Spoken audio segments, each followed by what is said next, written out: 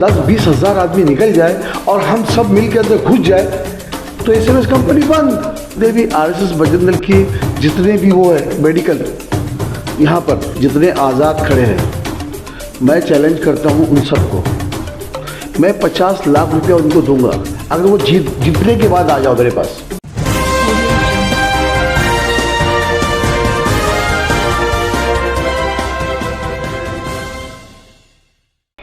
प्रश्न चक्र न्यूज़ में आप सभी का स्वागत है दोस्तों। इस वक्त हम आपको वार्ड क्रमांक 137 से अपडेट दे रहे हैं। जिस तरह का इलेक्शन पीरियड चालू है, एक कैंपेनिंग चला रहे हैं इलेक्शन 2024 का, उसी संदर्भ में आज हमारे साथ रफ़ीक शेख जुड़े, जो कि काफ़ी को इनको परिचय की ज़रूरत नहीं है।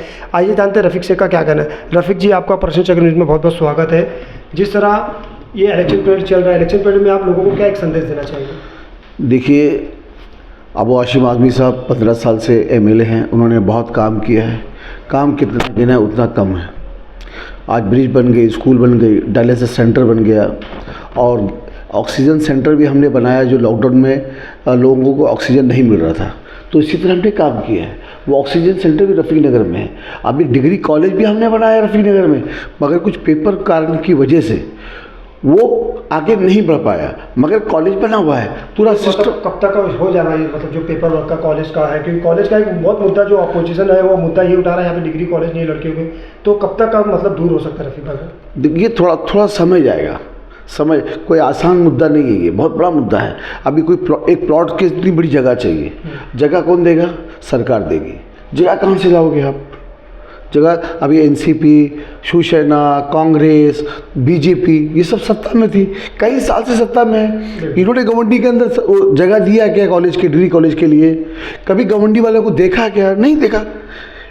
कांग्रेस ने लाई एसएमएस कंपनी, हाँ, डंपिंग भी लाया यही कांग्रेस ने, शिवसेना ने।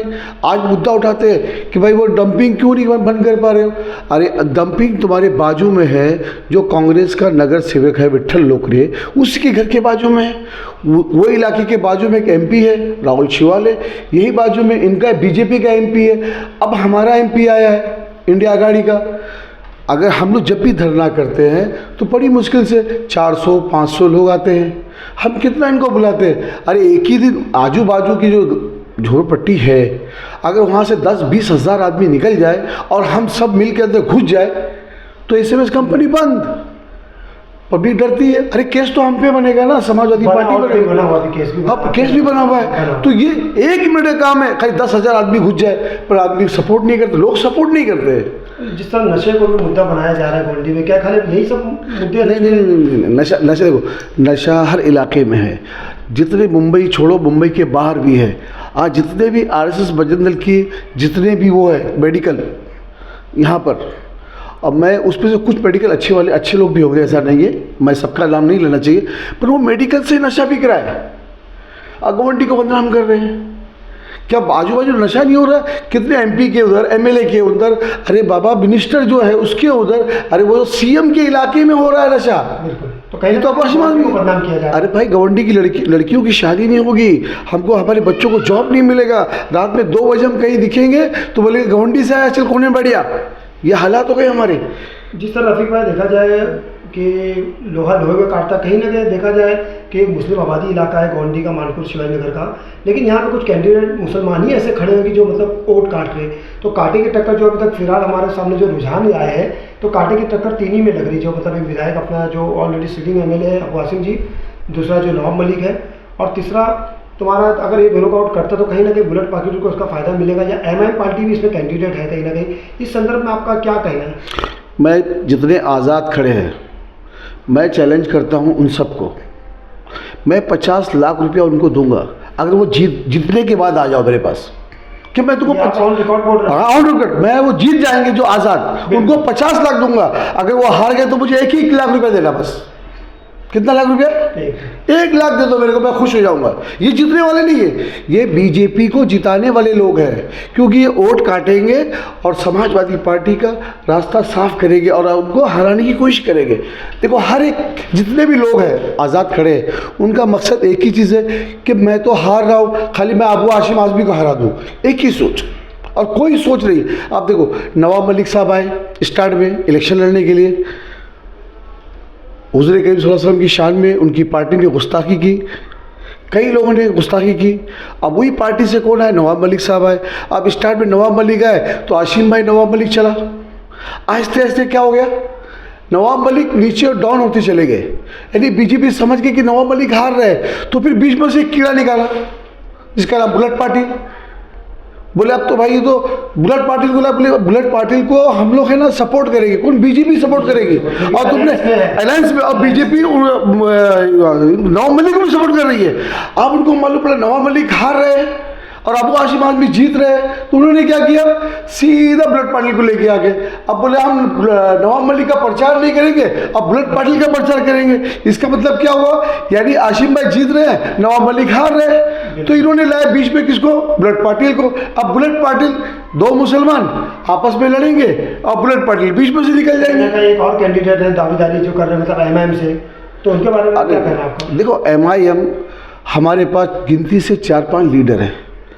एक का नाम अबू हाशिम आज़मी साहब है, जो महाराष्ट्र मुंबई के अंदर उनका दबदबा है और मुसलमानों में वो है। चलो ठीक है। अब आ जाओ उत्तर प्रदेश में। उत्तर प्रदेश में हमारे पास आज़म खान है, वो मुसलमान के लीडर है।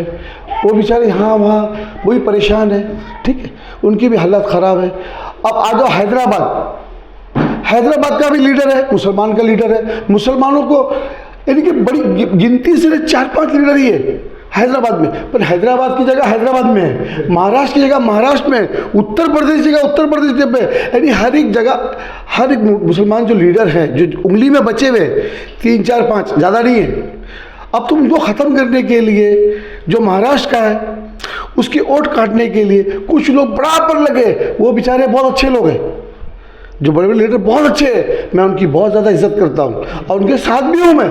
ऐसा नहीं है कि उनके साथ में नहीं हूँ, मैं उनके साथ में भी हूँ, मगर वोट कटेगा तो अबू हाशिम आज़मी हारेंगे। मैं बोल रहा हैदराबाद की जगह हैदराबाद में है, महाराष्ट्र की जगह अबू हाशिम आज़मी है, वो महाराष्ट्र में है, वो एक उत्तर प्रदेश में आज़म खान। तो जिस तरह गोंडी की जनता की अगर हम बात करें तो खास करके अबू हाशिम को इतना प्यार देते हो, 3 बार उनको एमएलए बनाया, चौथी बार क्या लगता है आप जनता को क्या एक संदेश देना चाहेंगे हमारे चैनल के माध्यम से? देखो, अबू हाशिम आज़मी बहुत अच्छे इंसान है, 5 टाइम के नमाजी है, एक कारोबारी आदमी है। हमने भी सियासत किया है, सियासत में कितने एमपी एमएलए आए देखे, सब लोग ने कमाने का ज़रिया बनाया गवंडी को। मगर अबू हाशिम आज़मी तुम्हारा कोई फ़ंड चोरी नहीं करते, फ़ंड खाते नहीं हैं, इलाके के लिए काम करते हैं, यही तो चीज़ है। और क्या बनता है, आज 4,500 आदमी को वो अनाज देते हैं। और मैं बोलता हूँ अबू हाशिम आज़मी साहब को, हाशिम भाई आप एक काम करो, मैं इसका वीडियो बनाता हूँ, इसका फ़ोटो बनाता हूँ। वो मना करते हैं। भाई क्यों मना करते हैं? सियासत में है। बोले सियासत में नहीं, मैं अल्लाह वाला हूँ, मैं दीन वाला हूँ, मैं सब करने नहीं आया। आज जाके देखो कि उनकी गाड़ी में जाए नमाज मिलेगी, जहाँ वो बैठते हैं। अगर नमाज का टाइम भी हो गया, कई की भीड़ में वो जाके अपनी क़ज़ा नमाज ही पढ़ लेते हैं। तो इतना अच्छा आदमी कहाँ मिलेगा? तो खास करके विशेष करके घाट के ऊपर शिवाजी नगर मानपुर तालुका 171 की जनता को आप क्या संदेश देना चाहेंगे? भाई अबू हाशिम आज़मी को वोट दो, उनको कामयाब बनाओ, वोट को कटने दो, कटने ना दो, बटने ना दो। एक ही एमएलए है, वो भी चला जाएगा, बहुत नुकसान हो जाएगा। उनकी उम्र अभी आज 80 साल है। एक मेरे हिसाब से इस 80 साल के बाद आदमी चल भी नहीं पाता है। हो सकता है लास्ट इलेक्शन हो या अगला लास्ट इलेक्शन हो। और इतनी मेहनत उन्होंने गवंडी के लिए किया है, घर घर पानी पहुंचाया है, उन्होंने हमारे लिए काम किया है।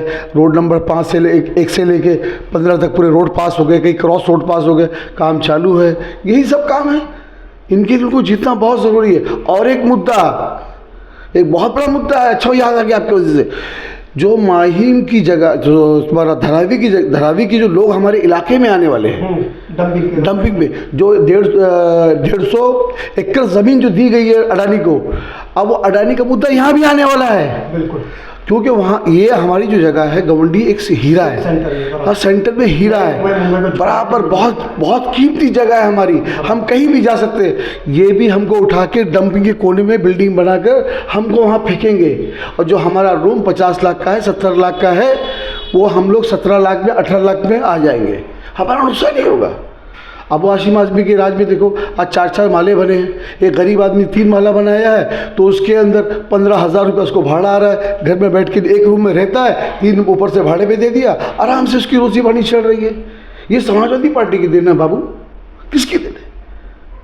बहुत बहुत धन्यवाद। जिस तरह भी आपने देखा रफ़ीक भाई ने अपनी जो भी बात रखे, आने वाला समय कुछ ही समय बाकी है, इलेक्शन का बहुत नज़दीक है वक्त, तो आने वाले समय में अब जनता किसको ताज पहनाएंगी, हम अपडेट कंटिन्यू आपको देते आ रहे हैं, आगे भी अपडेट देंगे। आने वाले समय में और भी जो भी मतलब जो समाजवादी पार्टी हो या कोई भी पार्टी के आप जो भी हमको बुलाना चाहते हैं, अपनी बात रखना चाहते हैं, हम जनता से भी अपील करना चाहेंगे हमारे चैनल के माध्यम से, क्योंकि हम निष्पक्ष पत्रकारिता करते हैं। इसी वजह से हम सबको ये कहना चाहते हैं कि आप जो भी अपनी समस्या है हमारे सामने रखें। इलेक्शन, क्योंकि ये इलेक्शन बार बार नहीं होगा, ये बहुत कांटे की टक्कर का इलेक्शन है और ये आपका गवंडी का भविष्य तय करेगा, ये बात तो आप कंफर्म मान लीजिए। क्योंकि हम भी कुछ सर्वे कर रहे हैं, उसके हिसाब से हमको भी एनालिसिस है कि ये जो अभी जो इलेक्शन होने वाला 2024 का जो हमें विधायकी का, ये बहुत मायने रखता है, भविष्य तय करेगा आने वाले समय में गवंडी का। प्रश्न चक्र न्यूज़ जिस तरह लोगों का हित का काम करते हैं, हम आगे भी लोगों का हित का काम करेंगे। प्रश्न चक्र न्यूज़ से कैमरामैन कुबैत के साथ में अकबर अली अंसारी।